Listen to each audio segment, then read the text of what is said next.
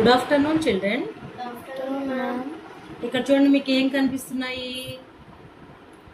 ఆటు ఆటు అహా వరకు కూడా కనిపిస్తున్నాయి. వీటిని మనము అచ్చులు అంటాము. అచ్చుల నుంచి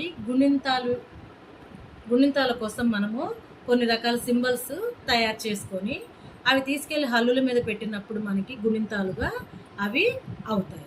అయితే ఆ సింబల్స్ ఎలా తయారు చేసామో నేను మీకు అర్థమయ్యేలాగా, ఇంకా మీరు ఎప్పటికీ మర్చిపోకుండా చక్కగా గుర్తుపెట్టుకునేలాగా ఈ టీఎల్ఎం తయారు చేశాను.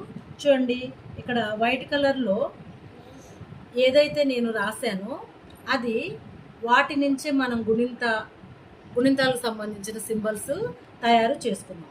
చూడండి, ఇక్కడ పొడవు గీత ఉంది ఆలోంచి, ఇక్కడ కొంచెం పొట్టి గీత ఉంది. ఇదిగోండి పొడవు, ఇలా పొట్టి. అయితే దాన్ని ఇలా తిప్పేసేసి పొట్టి గీత ఇటు, పొడవు గీత ఇటు వచ్చేలాగా తీసుకున్నాను. అప్పుడు ఇది ఆలోంచే తీసుకొచ్చింది, ఇది అకారం అయ్యింది. కా మీద ఆయిస్తే కా అయ్యింది. అలాగే ఆలో చూడండి, ఇలాగా ఉన్న సింబల్ని తీసుకున్నాను. ఆ సింబల్ ఏంటో మళ్ళీ మీకు క్లియర్గా అర్థమయ్యేలా ఇక్కడ రాసిన చూడండి, ఇలా ఉంది. దాన్ని నేనేమి మాడిఫై చేయలేదు, కాకపోతే దాని డైరెక్షన్ మార్చాను. ఈ జీరో పైన ఉన్నది ఇప్పుడు కిందికి పెట్టాను. జీరోని డైరెక్షన్ మార్చడం వల్ల ఇక్కడ కూడా డైరెక్షనే మార్చాము, మనమేమి కొత్తగా దీనికి కలపలేదు కదా.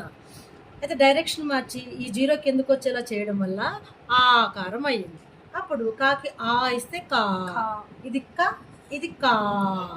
ఇది ఆలోంచి తీసాం కాబట్టి ఇది పెట్టినప్పుడు కా ఆ అని దీర్ఘం వచ్చేలాగా పలకాలి. అలాగే ఇప్పుడు ఈలో చూడండి, ఈ కింద ఉన్నటువంటి ఈ సున్నా లాంటి జీరో లాంటి దాన్ని తీసుకున్నాను. దీంట్లో కూడా ఏమీ మోడిఫికేషన్స్ లేవు. యాజ్ ఇట్ ఈజ్ ఎలా తీసుకున్నానో అలాగే తీసుకొచ్చి గా అనే అక్షరంలో పెట్టేశాను. ఈలోంచి తీసింది పెట్టాను కాబట్టి అది ఈకారము, కాబట్టి దీన్ని గాకి ఇస్తే గి అనాలి. ఇది ఏకతలకెలా గుండ్రంగా ఉంది, అలా కూడా మనము గుర్తుపెట్టుకోవచ్చు. ఇంకా ఈకారం ఎలా ఏర్పడిందంటే ఇదిగోండి, ఈ అదే తీసుకొచ్చాను ఇక్కడ. దీన్ని కొంచెం మాడిఫై చేశాను. ఎలాగంటే ఇలా స్ట్రైట్గా ఉన్న గీతని ఇలా పిలకలాగా వేసాను. అలా వేయడం వల్ల ఈకారం తయారయ్యింది. అప్పుడు దీన్ని గా మీద పెడితే గాకి ఇస్తే గి అయ్యింది. ఇంకా ఉకారాన్ని చూస్తే ఊలో ఉన్నటువంటి ఈ కింది పార్ట్ని తీసుకున్నాను. ఏదైతే నేను తీసుకున్నానో అది సేమ్ అలాగే ఉంచేసాను, ఏమి మాడిఫికేషన్ చేయలేదు. ఈ సింబల్ని తీసుకొచ్చి చా పక్కన పెడితే ఊలోంచి తీసుకొచ్చి పెట్టింది కాబట్టి చాకు ఊయిస్తే చు అయ్యింది.